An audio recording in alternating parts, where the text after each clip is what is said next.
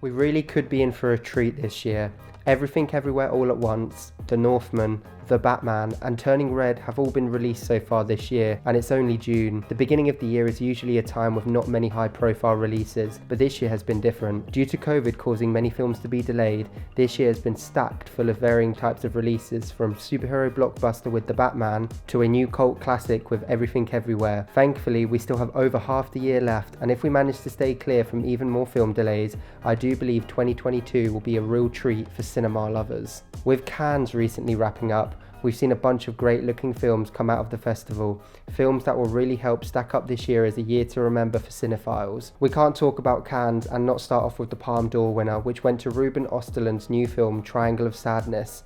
This film follows fashion model couple Carl and Giara, who are invited on a luxury cruise, but when the yacht sinks, they become stranded in a deserted island with a bunch of billionaires and one cleaning lady. In the fight for survival, old hierarchies are turned upside down since the cleaning lady is the only one with the knowledge on how to fish. This concept alone sounds like a typical Ruben Östlund film, and I'm extremely excited to check this out once it gets released here in the UK.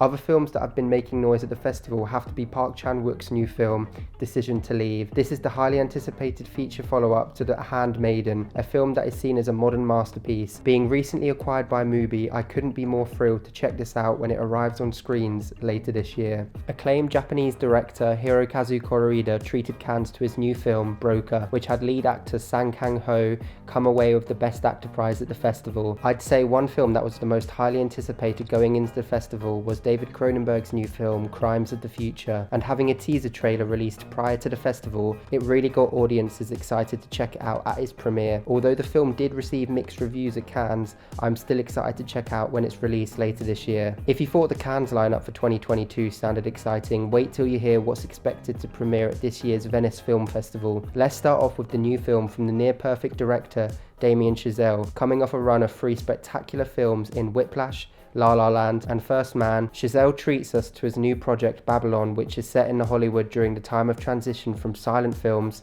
to talkies. The film follows both a mixture of historical and fictional characters. During the test screenings, the film was compared to Once Upon a Time in Hollywood and Eyes Wide Shut, and after hearing that, this has skyrocketed to the top of my most anticipated films of the year. After having huge success in 2019, not just with audiences but also with the Academy, having nominations for Best Picture, Best Actress and Best Actor, and also having Laura Dern bring home the Oscar for Best Supporting Actress, Noah Baumbach returns with his highly anticipated film White Noise, which sees him return to working with Adam Driver and the wonderful Greta Gerwig. The story is adapted from a seminal novel by Don DeLeo. Once again, Noah continues to work with Netflix, having signed an exclusive deal with the streaming giant for his future releases.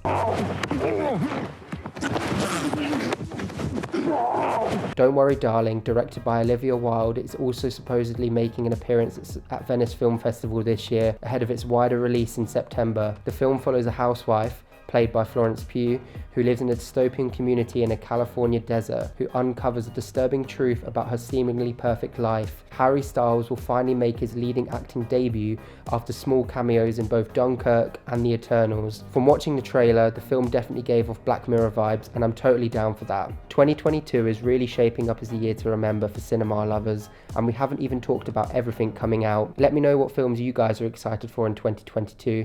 Thanks for watching. Shane.